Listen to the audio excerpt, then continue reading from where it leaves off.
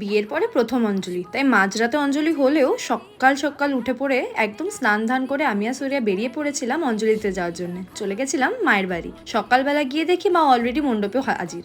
আমরা গিয়ে পৌঁছেছিলাম ভোর 4:30টার সময়। তখনও অঞ্জলি শুরু হয়নি। দেখছি তখনও অষ্টমী পুজো চলছে। পুজো হতে হতে একটু ওয়েট করে নিলাম, তারপরে অঞ্জলি টঞ্জলি দিয়ে আমরা বারাসাত চলে আসলাম। ওখানে পাড়ার প্যান্ডেল থেকে আমাদেরকে ডাকলো জলখাবার খেতে। লুচি তরকারি খেয়ে আবার চেঞ্জ করে চলে গেলাম একটা বন্ধুর বাড়ি। আমরা যে যেখানেই থাকি না কেন, এই অষ্টমীর সকালে অঞ্জলি টঞ্জলি দিয়ে কিন্তু আমরা সবাই চলে যাই এই বন্ধুর বাড়িতে অষ্টমীর পুজোটা কাটাতে। ওইখানে অষ্টমীর পুজো টুজো দেখে তারপরে আমরা বসে পড়েছিলাম খেতে। দুপুরে খুব সুন্দর পোলাও, আলুর দম, বেগুনি এইসব কিছু ছিল। খাওয়া দাওয়া কমপ্লিট করে এখানে ছেলেদের অনেক কষ্টে একটু পোজ দিয়ে এরা ফটো তুলেছে। তারপরে ওখান থেকে আমরা আবার বাড়ি থেকে রেডি হয়ে বেরিয়ে পড়েছিলাম। রাত্রে আমরা ক্লাবিং করতে গেছিলাম, সেটার কোনো ক্লিপস নেই তো, তাই ক্লাবিং এর পরে এক্সস্টেড হয়ে যে আমরা খেতে গেছিলাম রাত্রে ডিনার করতে, সেটারই একটা ক্লিপ শেয়ার করে দিলাম। পুজো অনেক আগে পার হয়ে গেলেও ব্লগস গুলো তো বাকি, তাই দেখতে হলে চ্যানেলটাকে সাবস্ক্রাইব করে দাও।